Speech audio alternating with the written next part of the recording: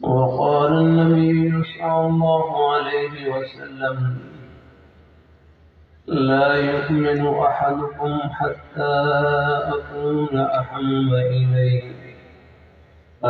إليه من والده وولده والناس أجمعين. وقال النبي صلى الله عليه وسلم: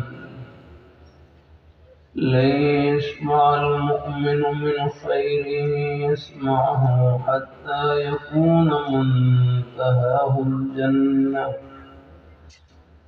وقال النبي صلى الله عليه وسلم: أنا خاتم النبيين لا نبي بعدي.